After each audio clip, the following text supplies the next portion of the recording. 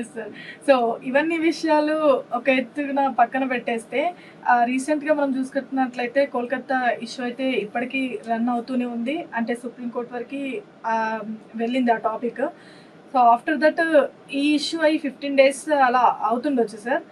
ఎందుకు ఇప్పటివరకు proper investigation జరగట్లేదు, ప్రాపర్గా ఏది బయటికి రావట్లేవు? అంటే సంజయ్ రాయ్ ఒక స్టేట్మెంట్ ఇచ్చారు, వాళ్ళు ఇన్వెస్టిగేషన్లో అప్పటి వరకు నేనే చేశాను అన్న వ్యక్తి లాస్ట్కి ఇన్వెస్టిగేషన్లో కోర్టులో ఏం చెప్పారంటే నాకు సంబంధం లేదు, నేను చేయలేదు అని చెప్పేసి స్టేట్మెంట్ ఇచ్చారు. అసలు ఎక్కడ లోపం జరుగుతుంది? ఇన్వెస్టిగేషన్లో ప్రాబ్లం ఉందని చెప్పేసి సుప్రీంకోర్టు సుమోటోగా స్వీకరించడం జరిగింది.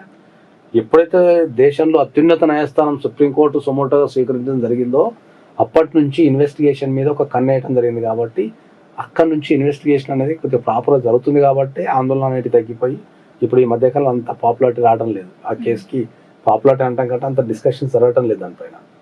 సో అది సుప్రీంకోర్టు పరిధిలో ఉంది కాబట్టి సుప్రీంకోర్టు స్వయంగా ఇన్వెస్టిగేషన్ని పర్యవేక్షిస్తుంది కాబట్టి సుప్రీంకోర్టు మీద దేశ ప్రజలకు నమ్మకం ఉంది కాబట్టి న్యాయం జరుగుతున్న నమ్మకం ఉంది కాబట్టి అది కొద్ది ఆందోళన అంటే కొద్దిగా తగ్గినాయి. సుప్రీంకోర్టు మీద నమ్మకంతో ఆందోళన అంటే తగ్గినాయి.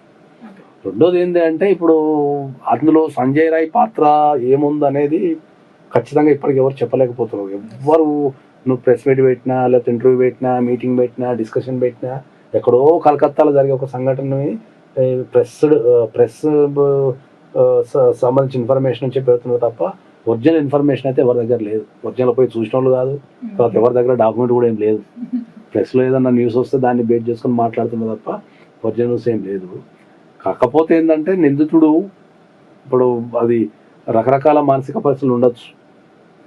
ఏమంటే చేసినా అని చేయలేదని నాకు సంబంధం లేదు చెప్పొచ్చు. కానీ ఎప్పుడైనా కూడా ఒక నిందితుడు ఇచ్చే స్టేట్మెంట్ మీద క్రైమ్ ఎప్పుడో గుర్తుపెట్టుకోండి మీరు, క్రైమ్ ఎప్పుడు కూడా ఒక నిందితుడు ఇచ్చే స్టేట్మెంట్ మీద ఆధారపడి కేసు నడవదు.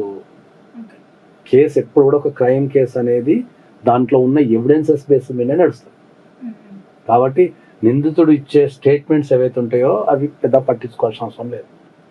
ఒక నిందితుడు నిజంగా వెళ్ళి నేనే క్రైమ్ చేసిన అన్నా కూడా కోర్టు శిక్ష అయ్యేది, నేనే చేసినా కూడా ఒప్పుకున్నా కూడా కోర్టు శిక్ష అయ్యేది. ఎందుకంటే ఒక కోర్టు శిక్ష వేయాలంటే దానికి జడ్జిమెంట్లో కన్క్లూజన్ రాయాల. ఈ సాక్ష్యాల వల్ల ఇతడు నేరం చేసిన భావిస్తున్నాం కాబట్టి ఈ పరిస్థితులలో ఈ చేసిండు కాబట్టి వీనికి శిక్ష ఇస్తున్నాం అనేది లాస్ట్లో బ్యాలెన్సింగ్ జడ్జిమెంట్ రాయాలి. కాబట్టి సాక్ష్యాలని తర్వాత పరిస్థితులని పట్టుకొనే శిక్ష ఇస్తారు ఎప్పుడైనా. సో యాక్చువల్లీ మనం చూసుకున్నట్లయితే సుప్రీంకోర్టు వరకు ఇప్పటికీ ఒక 46 కేసెస్ మాత్రమే ఈ విధంగా సుమోటోగా తీసుకొని వెళ్ళడం జరిగింది. మిగతావి ఇలాంటివి ఎన్నో జరుగుతున్నాయి. అంటే కోల్కతా ఇష్యూ కొంచెం ఎక్కువగా బయటకు వచ్చింది, దానిపైన ఎక్కువ స్టాండ్ తీసుకున్నారు. కానీ ఇలాంటి ఘటనలు అయితే ఎన్నో చూస్తుంటాం కదా సార్, మనం చాలా జరుగుతూ ఉంటాయి. వీటన్నిటికీ ఇక సుప్రీంకోర్టు తీసుకోవాలంటే మిగతా కోర్ట్స్ ఉన్నాయి కదా, కానీ ఎందుకు అంత ప్రాసెస్ అనేది చాలా లేట్ జరుగుతూ ఉంటుంది? ఇది అందరికీ ఒక క్వశ్చన్ మార్క్. ఎందుకు తొందరగా రియాక్ట్ అవ్వదు కోర్టు? ఎందుకు ఇంత నెగ్లిజెన్సీ చేస్తుంటారని? అంటే ఒక కోర్టులో ఎప్పుడు నెగ్లిజెన్సీ ఏమి ఉండదు. అంటే ఇప్పుడు కోర్టులో రెగ్యులర్ జరిగే విషయాలకి జనరల్ పబ్లిక్ కి మధ్యలో వారధి ఎవరు లేరు. సో ఇప్పుడు ఎవరైతే కోర్టులో అన్యాయం జరుగుతుంది అంటున్నారో ఆ అన్యాయం జరుగుతుంది అన్న వాళ్ళకు కోర్టు యాక్సెస్ ఉండదు జనరల్గా. ఓకే, కోర్టులో అనేది అన్ని సక్రమంగానే జరుగుతుంటాయి.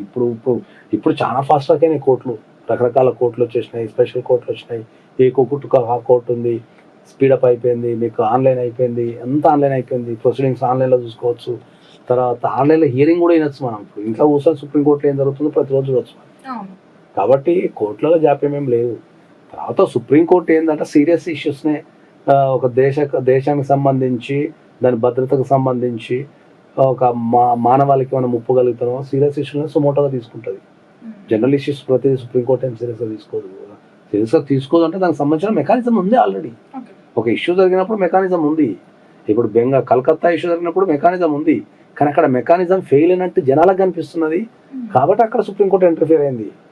అట్లా ఇండియా కోర్ట్స్ చాలా ఫాస్ట్ ట్రాక్ అయినాయి, అలా ఏం లేదన్నారు కదా సార్ మీరు.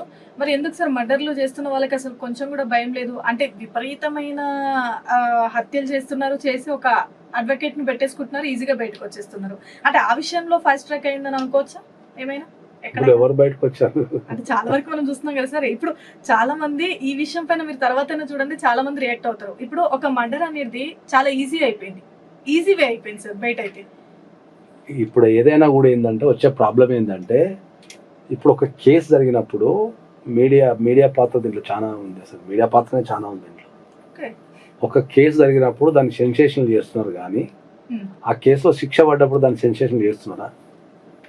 నేను రోజుకు ఛాలెంజ్ కాస్తా, నేను రోజుకు రాష్ట్ర వ్యాప్తంగా జీవిత ఖైదు పడేటోళ్ళని నేను రోజుకు ఒక 15 నుంచి 20 మంది ఇస్తాను ప్రతిరోజు. ఒక మర్డర్ కేసో మానభంగం చేసో లేకపోతే 7 సంవత్సరాల కంటే ఎక్కువ జైలు శిక్ష పడే ఆర్డర్లు రోజుకు నేను 10 ఇస్తాను, రోజు 10 ఇస్తాను. మరి దాన్ని మీరు పబ్లిష్ చేయండి. సో ఇప్పుడు మీడియా అనేది ఒక ఇష్యూ క్లోజ్ అయినప్పుడు మాత్రం చూపించట్లేదా, అంతే ఇష్యూ కదా. ఇంకా పెంచుతున్నారంటారా మీరు? ఇష్యూస్ అంటే నేను ఏం చెప్తున్నా అంటే ఏంటంటే ఇప్పుడు నువ్వు అన్నది జనాలకి మీరు చెప్పే పాయింట్ ఏంటంటే చట్టాలు డిలే అవుతున్నాయనో లేకపోతే చట్టాలలో అదే జనాల ఒపీనియనే. మీరు చెప్పేది ఏంటంటే చట్టాలు డిలే అవుతున్నాయనో లేకపోతే మేము ఏం చేసినా మమ్మల్ని చట్టాలు ఏం చేయలేవనో జనాలు అనుకుంటున్నారు సార్ అనేది మీరు నాకు చెప్తున్నారు. ఆ జనాలు అట్లా అనుకోవడానికి గల కారణం ఏంటి అంటే ఒక నేరం జరిగినప్పుడు దాన్ని ఒక పెద్ద లెవెల్లో చూపించే మీడియా అదే వ్యక్తికి శిక్ష పడ్డప్పుడు అసలు చూపిస్తాను లేదంటున్నాను నేను. చూపించట్లేదు అంటున్నారు. అదే నేను చెప్పేది. ఒక వ్యక్తికి శిక్ష పడ్డప్పుడు మీరు కనుక దాన్ని అదే లెవెల్లో పబ్లిసిటీ చేయండి, మీకు నేరాలు ఒక 20% తగ్గుతాయి. ఒక వ్యక్తికి జీవిత ఖైదు పడ్డప్పుడు వానికి గంటకోసారి జనాలకు చెప్పండి చూద్దాం. అది చెప్పడం స్టార్ట్ చేస్తే మీకు సగం క్రైమ్ తగ్గుతుంది. జనాల భ్రమలో ఎందుకున్నారంటే ఏంటంటే ఒక నేరం జరిగినప్పుడు ఉన్న ఆసక్తి ఒక శిక్ష పడ్డప్పుడు లేదు, అంతే. ఎన్ని వందల కేసులలో సెన్సేషనల్ కేసులలో శిక్షలు పడ్డాయి. అంటే ఆ పరిస్థితిని చూసి జాగ్రత్తగా ఉండండి అని చెప్పేసి ఆ శిక్ష పడ్డదే మనం చెప్తే ఓ ఫలానా వ్యక్తి చేస్తే ఇంత శిక్ష పడ్డదా అని భయం ప్రజలలో క్రియేట్ అవుతుంది. నేరం జరిగిందే చూపిస్తున్నారు తప్ప దాని రిజల్ట్ చూపిస్తలేరు ఎవరు. దాని రిజల్ట్ ఏ రోజు అయితే చూపిస్తారో ఆ రోజు కంపల్సరీ నీకు ఒక 20 to 30% నేరాలు తగ్గిపోతాయని చెప్తాను నేను. సో మీ దగ్గర అయితే ఆ లిస్ట్ అయితే ఉందంటారా? రాష్ట్ర వ్యాప్తంగా మేము యాక్సెస్ చేస్తుంటాం కాబట్టి మాకు ఎక్కడెక్కడ ఏమేమి శిక్షలు పడుతున్నాయి, ఏమేమి క్రైమ్లు ఉన్నాయి, ఎవరెవరు సెన్సేషనల్ కేసులు ఉన్నాయి, ఏం లేవు అనేది సేమ్ ఫీల్డ్. ఇప్పుడు మీడియాలో నీకు ఏం జరుగుతుందో ఎట్లా తెలుస్తుందో మాకు లాలు ఏం జరుగుతుందో మాకు అట్లా తెలుస్తుంది, ఇంక్లూడింగ్ సుప్రీంకోర్టు వరకు. Okay sir.